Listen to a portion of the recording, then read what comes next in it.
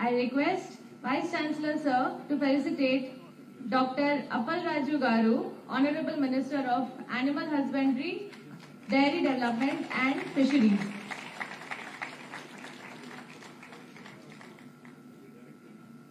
I request Joint Secretary Dr. M. Balaji Garu to felicitate Shri B. Rajendranath Garu, Honorable Minister of Finance, Planning and Legislative Affairs in the present Government of Andhra Pradesh.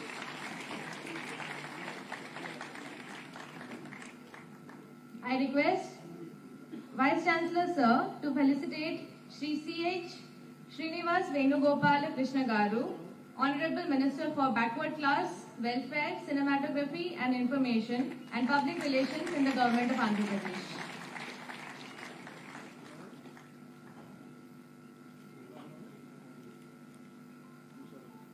I request VC Sir to felicitate Shri Dadi Setti Raja Garu, Honorable Minister for Road and Building, Government of Andhra Pradesh. I request VC Sir to felicitate Srimati V. Geeta Vishwanath Garu, Honorable Member of Parliament, Kakinada.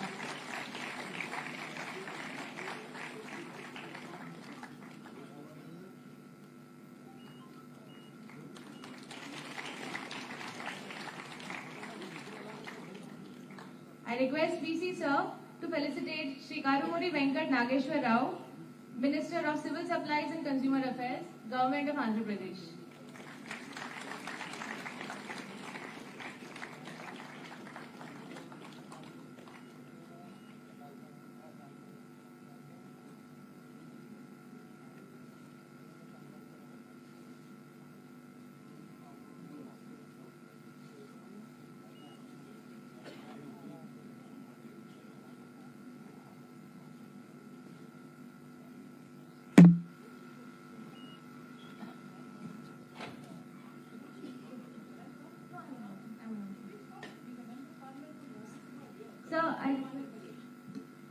We request the Member of Parliament, Sri G.V.L. Narasimha Garu, to come onto the dais, and Sri Somu Veerraj Garu to please come onto the dais.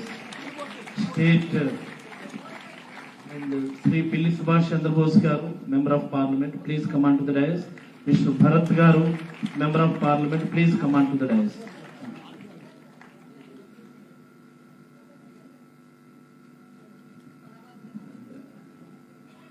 Local MLA Sri Chandrasekhar Reddy Garu and former Minister Local MLA Sri Kannababu Garu, please come on to the dais. Thank you.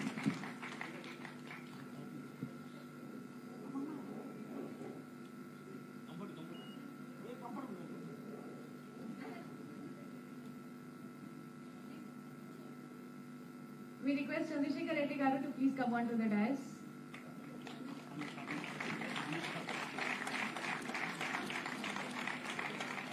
Requesting Kannababu Garu also to come onto the dais.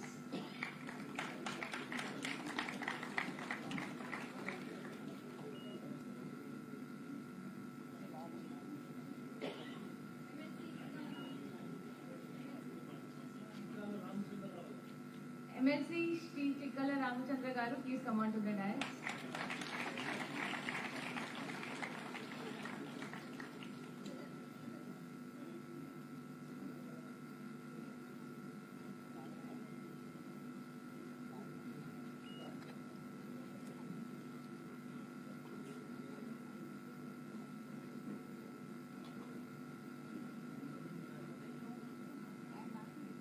I request VC Sir to please felicitate Shri S.S. Rawat, Principal Finance Secretary.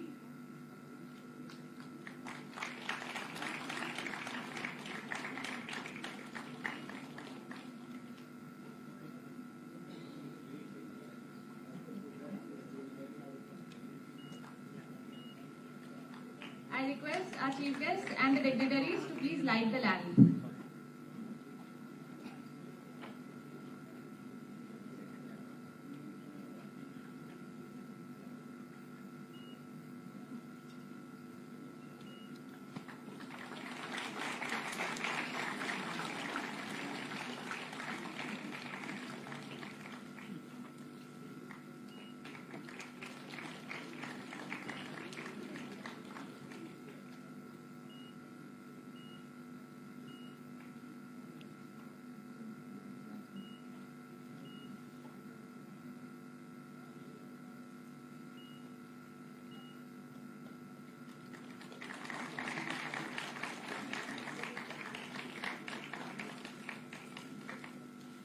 will now have the welcome address by Dr. M. Balaji Garu, Joint Secretary, Department of Commerce, Government of India.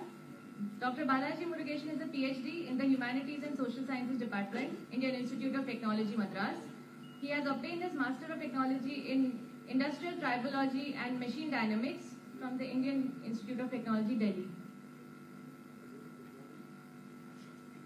A very good morning to all of you. It gives me immense pleasure to extend a warm welcome to the Honorable Minister of Finance, Corporate Affairs, Government of India. We are indeed very delighted, Madam. You have accepted our invitation to inaugurate a new campus for IIFT in Kakinada. I am sure your gracing this event would inspire the students who have gathered here in large numbers and the faculty. On this occasion, we are deeply honored to have amongst us the Honorable Minister of Commerce and Industry, Consumer Affairs, Food and Public Distribution, the Textiles, Government of India. Sir, under your dynamic leadership and your meticulous guidance, the Department of Commerce has achieved many unattainable milestones last year, and this year it is all set to exceed our own performance. Sir, a warm welcome to you. The Government of Andhra Pradesh is kind enough to allocate 25 acres of land in the SEZ at Kakinada for construction of the new IIFT campus, and the state government also has agreed to share 50% of the capital expenditure for establishing the new campus. I welcome the Honorable Minister of Animal Husbandry, Fisheries, Andhra Pradesh Government. I welcome the Honorable Minister for Finance, Planning and Commercial Taxes. I welcome the Honorable Minister for Civil Supplies, Backward Welfare. I welcome the Honorable Minister, other MPs and MLAs for sparing their valuable time to take part in this inaugural ceremony. I also welcome the other senior dignitaries present in the hall, the Finance Secretary of the Government of Andhra Pradesh, the senior officials of the state government and the central government, Director IIFT, faculty, and the students of IIFT and JNUTU campus. We are quite confident that the IIFT, with 60 years of long and illustrious experience, would provide an excellent academic platform for the students of Kakinada campus to scale greater heights, not only in India but at a global scale.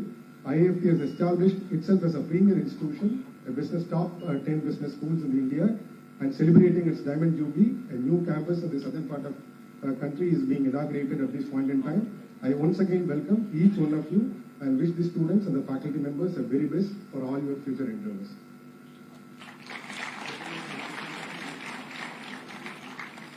Thank you for the welcome address, sir. We will now watch an introductory video of the IIFT Kakinada campus.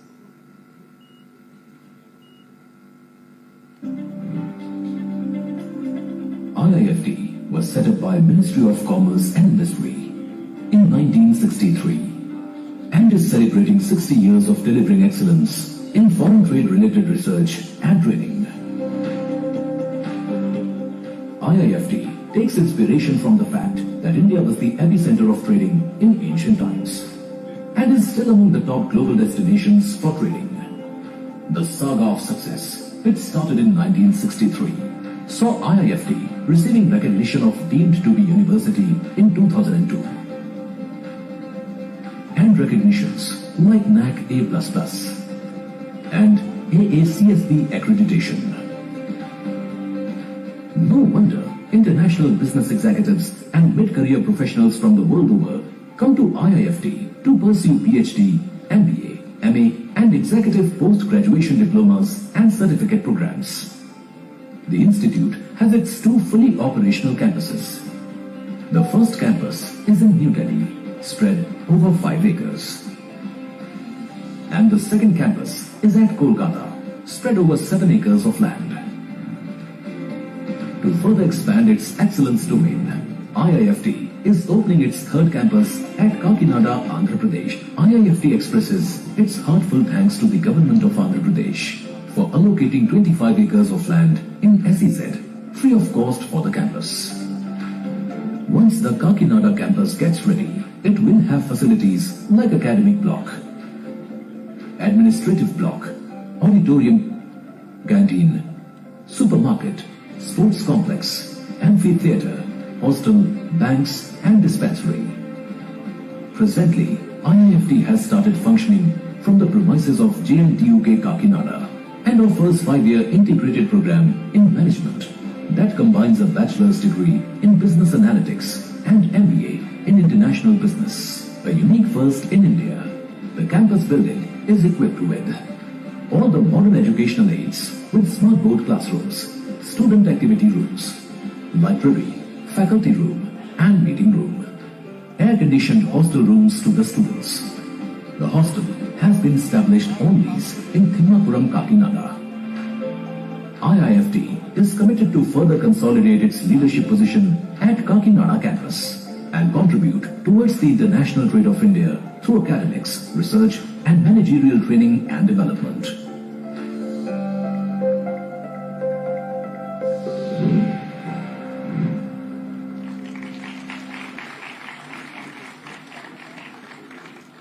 I would now request Srimati V. Geeta Vishwanath Garu, Honorable Member of Parliament, Kakinada, to share a few thoughts with us.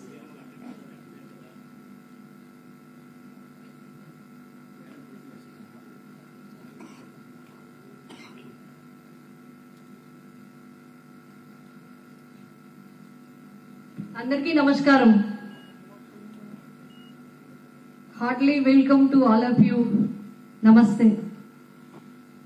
Madam గారి దగ్గర మాట్లాడాలంటే కొంచెం కంగారుగా ఉంది. అంటే నేటి తర మహిళలకి ఆదర్శవంతమైన అందరికీ స్ఫూర్తిదాయకమైన ఐరన్ లేడీ గీతా మహేష్ గారు. మేడం చూస్తే చేసడానికి మేడం థర్డ్ 6వ స్థానంలో ఉందని చెప్పి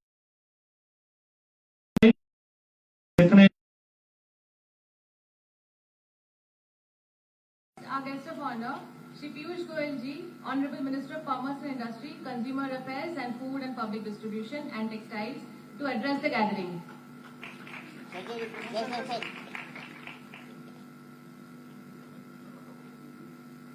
Thank you very much, Madam. It's indeed a great honor for all of us assembled here today, and more particularly for me and the Ministry of Commerce and Industry, that the most illustrious, dynamic, and a person who is recognized throughout the world today as one of the finest finance ministers, Srimati Nirmala Sitharaman ji, is with us as our chief guest. In fact, before I go any further, I would like to propose a standing ovation to Srimati Nirmala Sitharaman ji.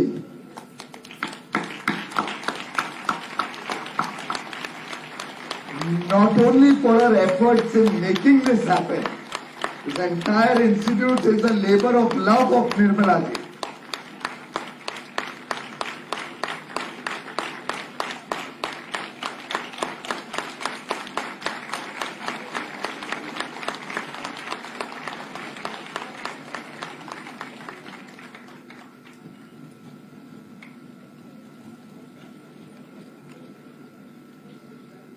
I'm not at all embarrassing you. I truly mean it from the bottom of my heart, as I'm sure does each one of my friends, particularly the young children here. Because very clearly, this could not have been possible without her personal intervention and her passion to make this happen. I was going through the files. The entire project from start was conceptualized and taken forward by her when she was the Commerce and Industry Minister. In fact, 2015 is when she actually got the process in motion. 2016 there were a series of visits to Andhra Pradesh, and her passion to bring this institute to Andhra Pradesh is evident when I look at the files, the number of visits, the number of meetings, the number of engagements with state government.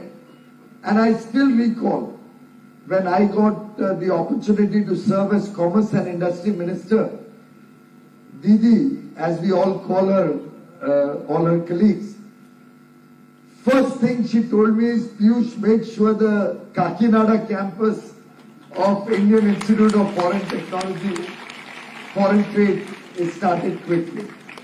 Thank you very much for your leadership, Nirmala ji. Thank you all the honorable ministers, members of parliament, MLAs, MLCs, all the distinguished guests, faculty members, students who have all assembled in this very important program to celebrate the start of a new chapter in the history of Kakinada, in the future of Andhra Pradesh. I say this because for me, foreign trade is going to become truly the defining feature in the years to come as we work in the Amrit Kal, the next 25 years, towards 100 years of independence in 2047, where we are working, and all our young boys and girls here are going to be the main stakeholders in this journey as we progress towards a developed India, a developed nation. This Amrit Kal, as Prime Minister Modi has articulated in his address to the nation on 15th August, when we celebrated Azadi Ka Amrit Mahotsav, is going to determine the future of 130 crore Indians, the future of our children, the future of our generations to come. And friends, foreign trade is going to truly help us in achieving that $30 trillion ambitious target that Prime Minister Modi, that Finance Minister Srimati Nirmala Sitharamanji have all collectively set before us. And it's very much achievable, very much doable. And I can share a small statistic with you to help you understand why I feel this is the path that we are going to achieve. In the last 30 years, Indian economy has grown 11.8 times in US dollar terms. Our current economy of about $3.5 trillion was less than $300 billion 30 years ago. The growth has been nearly 12 times in the last 30 years. And we have reached that inflection point. We are at that cusp where India is going to take off.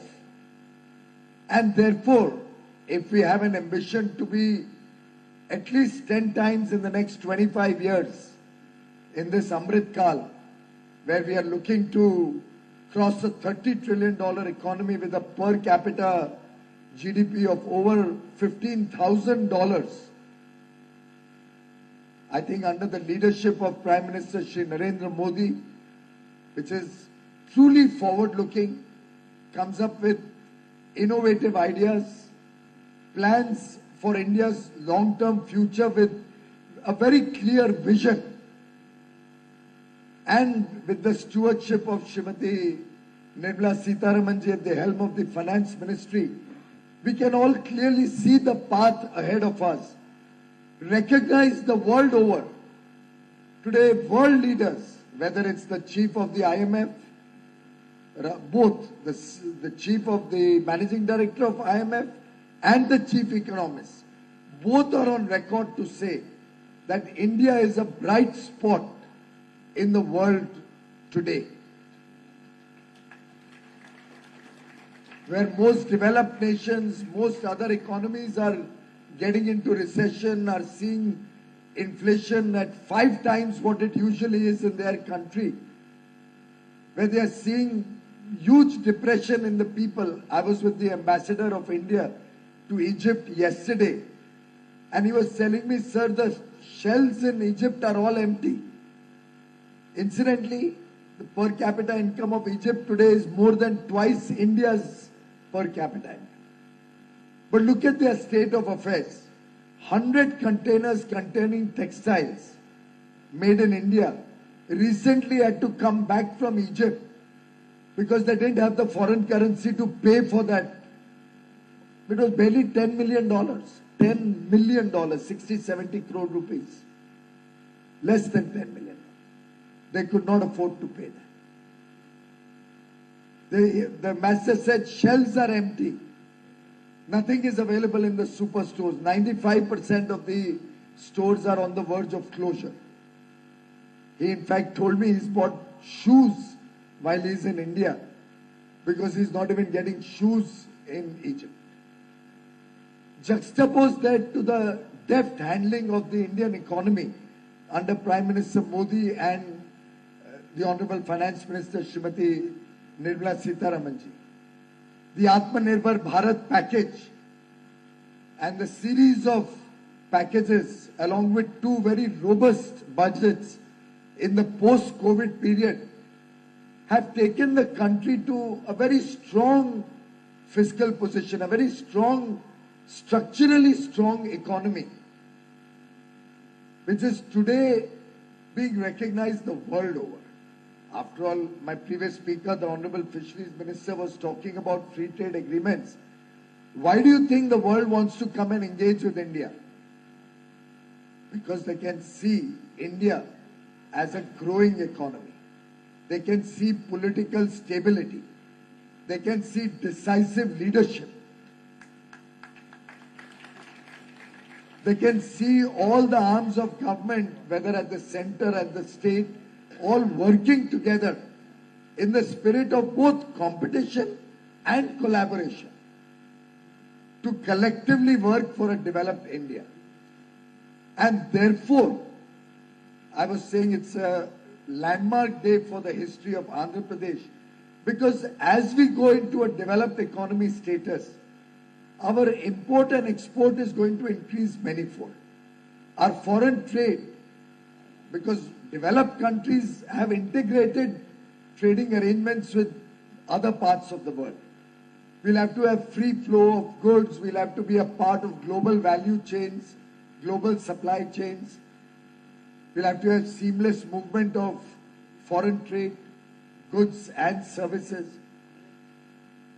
And Andhra Pradesh, with its huge strength in agriculture, with its huge strength in marine and fisheries, with the manufacturing base that is being developed in Andhra Pradesh under the Make in India program, with the various special economic zones which will promote foreign trade, all of them will need human talent, will need manpower skills. And the Indian Institute of Foreign Trade, with almost 2,000 students pan-India today, is developing the future management skills which will be the support system to grow this foreign trade. And the world wants to do more and more business with us. The world wants to do free trade agreements with us. The world wants to expand trading relationships, friendships with India. Looking at the potential both in terms of a large market and the potential that we have to help their economies survive, their economies grow. And therefore, my young friends here today, you have a huge burden on your shoulders. You have the burden of taking India to the status of a developed country. You have a work ahead of you cut out to care for the millions of fellow brothers and sisters in India who have not yet reached the level of prosperity that they deserve, that everybody deserves in India. You have to take upon yourself the responsibility for inclusive growth, the responsibility for growth of all the regions of the country. And let us all work together in this spirit of togetherness. Let us grow IIFT in Kakinada also to have 400 students like we have in Delhi or we have in the Kolkata campus. Let us quickly develop the main campus of IIFT and give the best of skills to our young boys and girls to prepare them for a future, a great future that India has, which I am sure under the very, very visionary, decisive, strong leadership of Prime Minister Modi, Finance Minister Mrs. Sitaraman, and with the huge effort that all of you will put in the years to come, India is bound to see success. India is bound to have a very glorious future. Collectively, let us all work to make India once again a Vishwa Guru, a global superpower. And I wish all of you well in your work. We are in the midst of festival seasons. We have Diwali just now, which has concluded. We've concluded Govardhan Puja. We've had Bhai Dooj. Many have celebrated the New Year. Going forward, it's going to be a period of festivities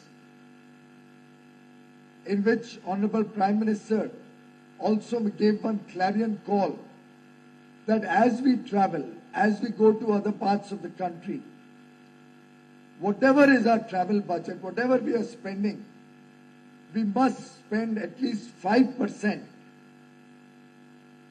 to buy made in India goods, local goods, goods produced in that district which we are visiting. Many of you would be taking vacations as the new year comes in. Going forward, I would urge all of you to take this clarion call of the Prime Minister, and wherever you go travel, wherever you go, please encourage local businesses. Please encourage locally produced goods through the one district, one product plan, or goods which have found resonance not only in India but in the whole world, but are produced in different parts of the country. And if we all work in the spirit of supporting each other, supporting Indian artisans, supporting Indian weavers, Geeta ji just spoke about the 3 weaver clusters we have approved. Ultimately, the more we support our local artisans and weavers and persons who make handlooms and handicrafts and khadi and other local products, the more we will be able to take development to different parts of the region. I hope you will all take this up as a commitment as we work towards developing India. Friends, thank you very much for giving us an opportunity to be amongst you. We are all eagerly waiting to hear Nirmala ji. My best wishes to all the students of this very prestigious Institute of Foreign Trade. May God be with you. All the very best. Thank you very much.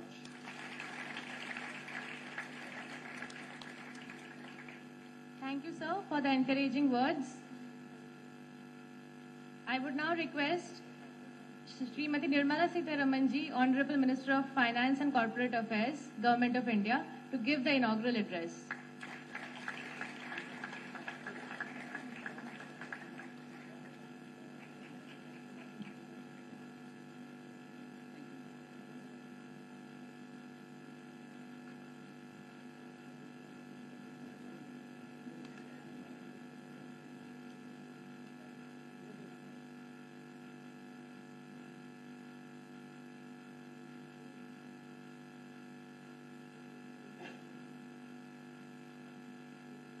Good morning and namaskar to everybody, dignitaries on the dais, ministers, MPs and MLAs, and all students of the Indian Institute of Foreign Trade. I'm extremely happy to be here.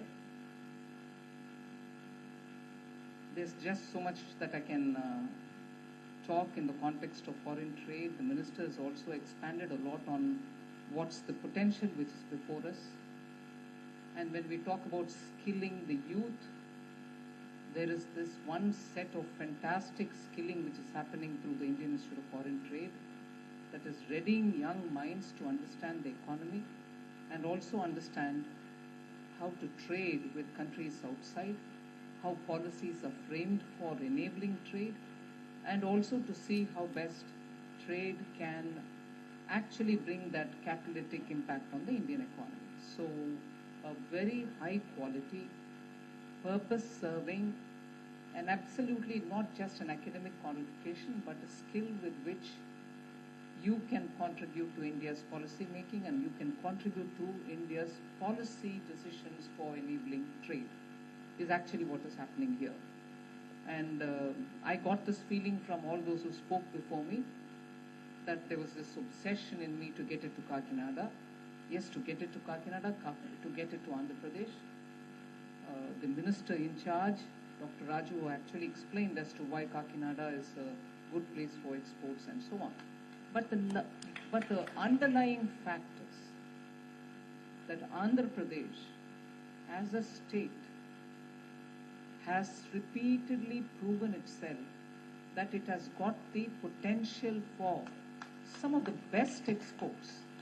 And even much before full-fledged support came from any government, they had the spirit of entrepreneurship to show that a state with about 700 kilometers of coastal line understood the value of marine exports and has been on the top of it only because of the way in which the marine product exporters in the state have really understood the market requirements of outside world, caught up with the standards which they expect. For that matter, even, when you export a product, particularly an edible product, particularly a perishable product, global standards are such today that they go tracing to the last pond where that marine product has come out. Marine, not just into the sea, but also marine-based products which happen in. So the traceability becomes a big issue, and if your quality is not up to the global standards, you're mercilessly rejected. Now, Andhra Pradesh, I give full credit to the marine products growers here for having understood this level of sophistication in marketing these products and cultivating these products, producing and packaging it in such a way that the end consumer gets it absolutely fresh without any doubt about the quality. And that is why Andhra Pradesh today leads in marine product exports. Now, therefore, it is this kind of a drive to produce best of products which will be internationally acceptable, and therefore today you can stand out in the exports is what is required, and that is the potential that Andhra Pradesh is sitting with, whether it is pharmaceutical, whether it is automobile parts, whether it is textiles, whether it is rice and rice-based products inclusive of rice bran oil, or whether it is fruits, vegetables. Amazing capacity lies here. And I would like to therefore draw on the very, very many out-of-the-box way in which Honorable Prime Minister suggests that we support exports.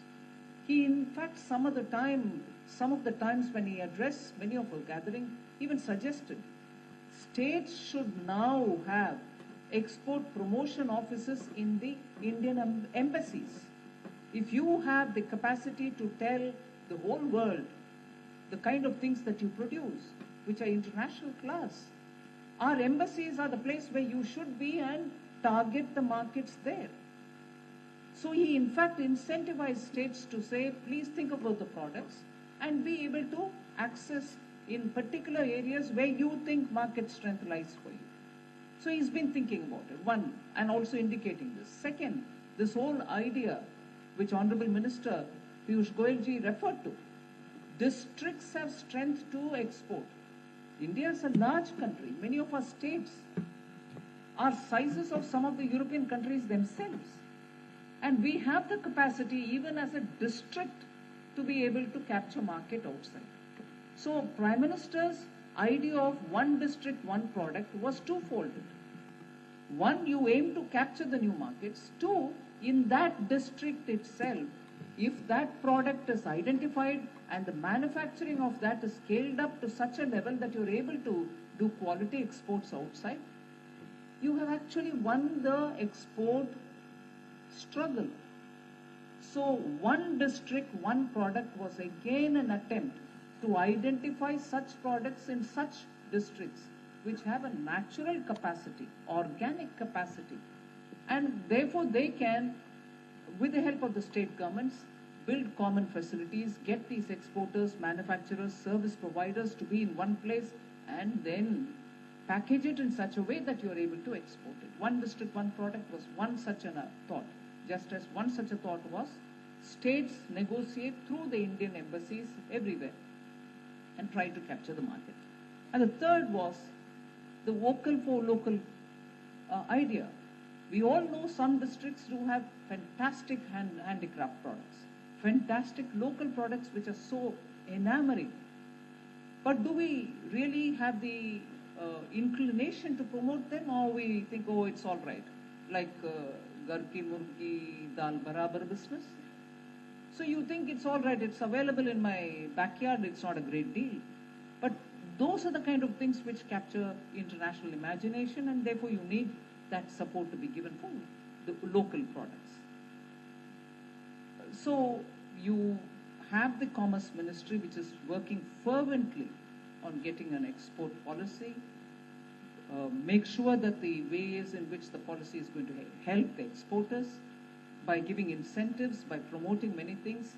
And one very repetitive line, very relevant line which the minister normally refers is, we can't be exporting taxes. We also should identify ways in which those taxes, whether center, state or local taxes, which are on these products, should be removed so that we don't burden the exporters with such items where we really cannot actually derive such much revenue, but you burden them nevertheless. Whether it is electricity or energy costs, whether it is the logistics cost. With better roads coming, better facilitated ports coming, with electronic facilitation for the customs operation coming, surely the logistics element is being little by little addressed, but state governments will also have to spend some time to see that within the state, logistics doesn't become a burden on them. Multimodal approach to logistics and PM Gati Shakti being a beautiful protocol with which synergy can be brought in, will have to be worked out. Now these are, like, I'm talking with adult policy makers, adults who are students are here getting trained for trade policy and so on. But I would like to draw the attention of those students who are passing out of IIFT, who are students now, that there are a few things which I'll definitely want to share with you. You might think I'm doing a minister talk, Mantri ji bol rahe hain. Nahi, I have been a student of trade. So I'm talking with you like another student of trade. I'm not talking as a minister, but another student of trade. In my MA, I did a course in trade. My MPhil is in trade. My PhD, which I didn't go to defend, is in trade. So with confidence, I like to tell you that today the trade-related courses will have to become a lot more nimble. You will have to have a comprehensive understanding of what is transpiring in global trade areas. It is not just one country exporting to another or one country buying from another. Multilateral institutions which govern trade have set the global norms. We should understand them. If anything, India's case should be put forward in a far more discerning, understanding way. Trade students or students of subjects on trade will have to understand how each country is handling it. You can't just be reading materials and copy-pasting on theories. Oh, China did this, so why don't we do this? Oh, this country, South Korea, did this, why don't we do it? Do we understand enough of our economy to understand where trade should go? So I would think students who are in IIFT should widen their horizon, should have a lot more multidisciplinary approach to studying trade. Do you understand the legalities of it? Do you understand global laws versus country-specific laws? You have to spend some time on it. Your courses will have to give you a chance to be able to do that extra bit of reading on it. So Indian Institute of Foreign Trade courses are not going to be the beginning. They are just starting opening the windows. It's for you all to gather more information and be able to study as to how India's trade policy should reflect the strength of Indian economy, but yet protect India's interest when you're negotiating. So there is the second point which I want to underline. You should have enough trade-related negotiating skills. You're not just data-producing students. You're not just giving papers saying our trade is like this. You should be in the team of the Commerce Minister. When he negotiates trade, you have Indian Economic Service and Indian Trade Service sitting and giving papers from behind, saying, oh, Minister, please can you take this up? But many a times I find them copy-paste. I'm sorry to say this. Copy-paste. The minister doesn't get an advantage because an IIFT trained student is giving him a clue. He doesn't get an advantage because you're just giving what you read, churned out what is read. You should, your course should give you enough stuff to be able to understand that this point of window should be effectively used, and the minister should be given all the information with which he can argue and bargain for India better. So I would suggest to the institution and also to the IIFT students that your subject, what you learn in the class, is good enough, but you should also be versatile enough to read many more things and understand how trade negotiations will have to be conducted. It's one thing for the in-charge minister to say, and I'm fully supportive of that thought. And in fact, I had once earlier also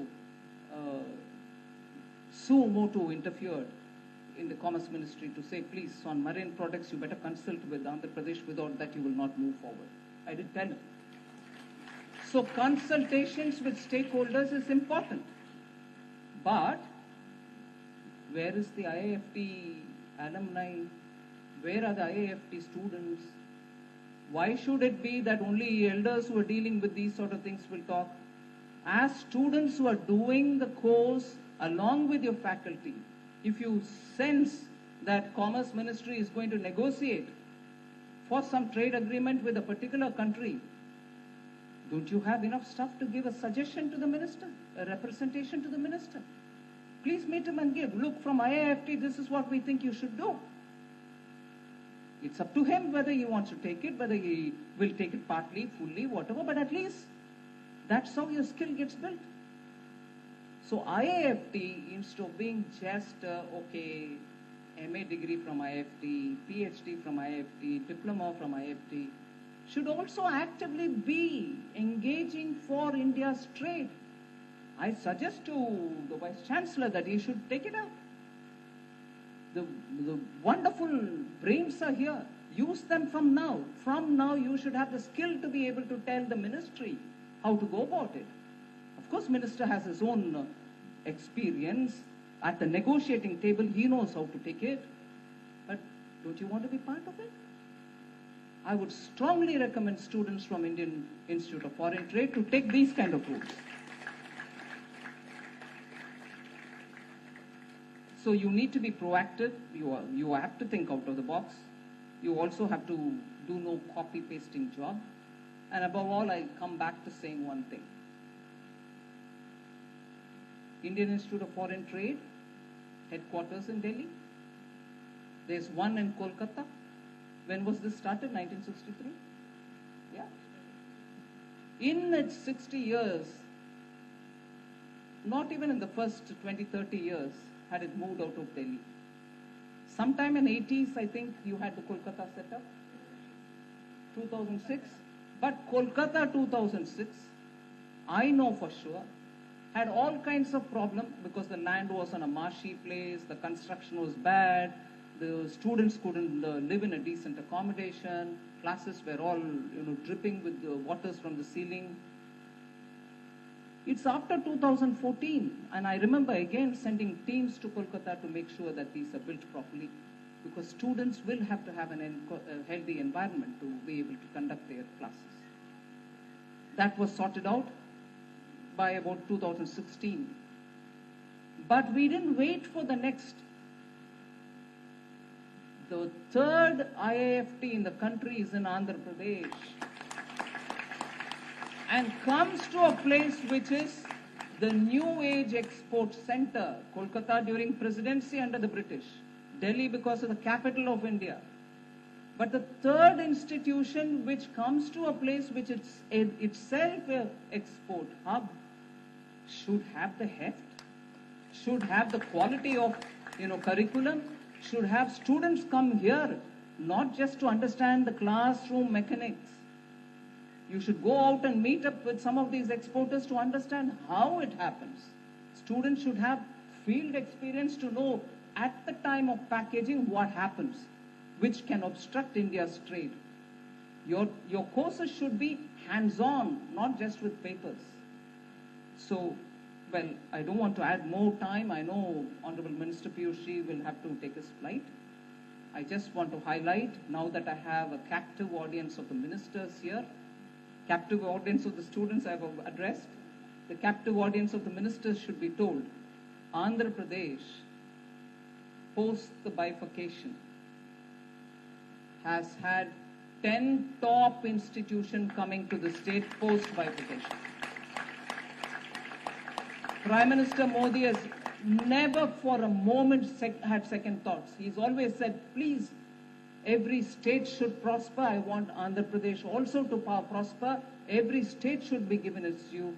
And if it took 60 to 70 years for the rest of the states to get one by one in trickles coming to some states, Andhra Pradesh has got at one go within the first 5 years after its formation.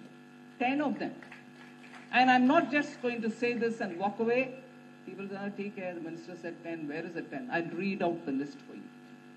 The kind of quality institutions which have come to Andhra. AIIMS is set up in Mangalagiri. Indian Institute of Management and Petroleum University is at Visakhapatnam. IISER, which is the India Institution for Science Education and Research, IISER and IIT, both have gone to Tirupati. NID is in Vijayawada, National Institute of Design, again, which comes under Minister Piyush Goyal. So if all of them have gone to different parts of Andhra Pradesh, IIFT comes to Kakinada. Indian Institute of Packaging, which is yet to take off, I understand, is going to Visakhapatnam. NASIN, which is the Center for Training all IRS officers, and I keep repeating this line, if all Indian Administrative Service officers are trained in Mussoorie, Uttarakhand, close to Dehradun, all IPS officers are trained in Hyderabad, in Sardar Vallabhbhai Patel Institution. All IRS officers who take care of GST, who take care of income tax, who take care of customs, who take care of excise, who also do the prevention of narcotics spreading into this country, are to be trained in Anantapur, in Hindupur. So where is Mussoorie, where is Hyderabad, now where is Anantapur? You've got it here. Palasamudram. And actively you find government of Andhra Pradesh engaging to complete the project by middle of next year. So Andhra Pradesh gets the best of institutions within the first 5 years when the state was divided into two. Prime Minister Modi is constantly looking at the state to say, please make sure things work out, they are completed in time and effectively help the state. So I would take this opportunity to say before the young minds, your coming to Kakinada should be seen as you're coming to the hub of export. Oh, sorry, I've missed out on two other things. Tribal University in Vijayanagaram. Again, you might wonder, I don't know, many students may not be from Andhra Pradesh. How many of you are from Andhra Pradesh? Oh, sorry, I should have asked the reverse. How many are not from Andhra Pradesh? Good enough. I just want to tell you why Vijayanagaram should get a tribal university. That area and further is actually once upon a time called the Integrated Tribal Development Agency area. ITDA area, short form, they used to say agency, full of tribals. And again, for students who are doing foreign trade, Araku coffee comes from there. It's one of the top brands for India. You find it in the high streets of Paris. You now have it everywhere. During some of the best coffee expositions, Araku coffee is on the top league. That comes from that area. So to have a tribal university there and a bulk drug park, it's all right, it's a park. I'm talking about institutions of university-like status. But never mind, now that they've told me, bulk drug park comes in place near Kakinada. Other than that, we've heard the minister say textile park has also been given here. So without taking much of your time, the institution being in Kakinada should be a highlight of the Indian Institute of Foreign Trade. I don't want any one of you all to think that what is Kakinada? Why are we here? You're actually in the hub of exports. You will have to utilize your time being here to understand how exports happen, how other exports can happen, and you should actively engage with both the center and the state governments in promoting trade. I'm extremely happy that we've seen the light of the day in this institution's history. We are happy to have this institution, and I'm sure the Commerce Ministry has been putting a lot of effort to get this going. I'm sure greater number of students will take up the course and be a part of this Kakinada ecosystem, and all the very best to all of you. Thank you very much.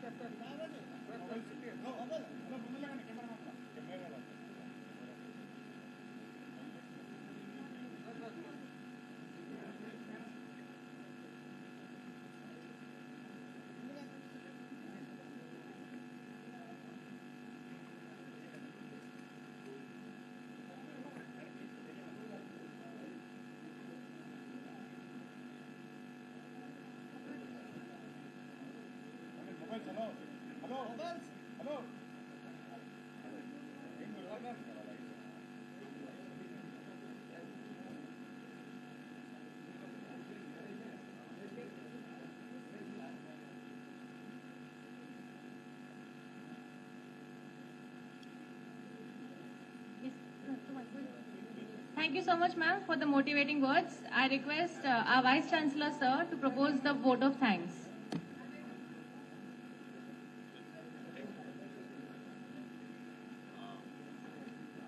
Let me try to end this function. I'd like to thank the Honorable Finance Minister, the Commerce Minister, the galaxy of dignitaries on stage for having been able to grace our occasions. Madam, let me tell you, we have listened to you, and I want to mention to our state governments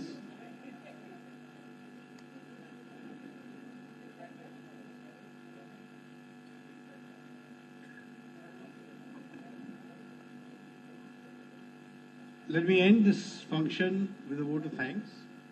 And Madam, we have taken your words very seriously. And I must mention to the galaxy of ministers, in every state where IFT has been established, we have worked with the state government specific issues. We mentioned trade. For example, how do you convert a product into a tradable product? It's a big thing about logistics.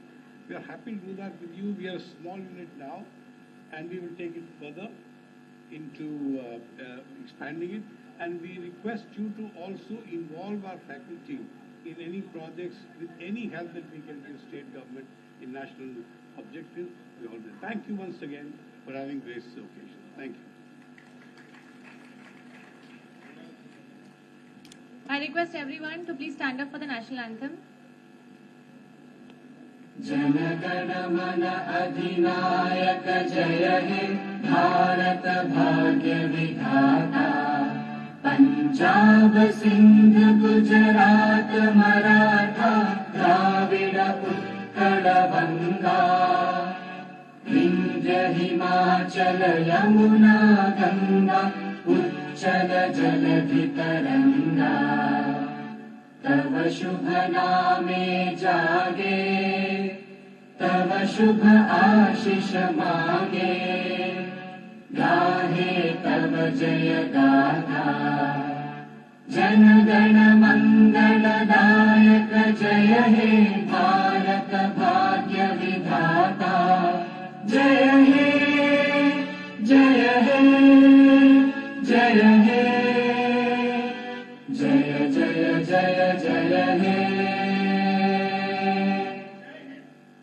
Thank you everyone for your gracious presence. I request everyone to please join us for refreshments arranged outside the auditorium.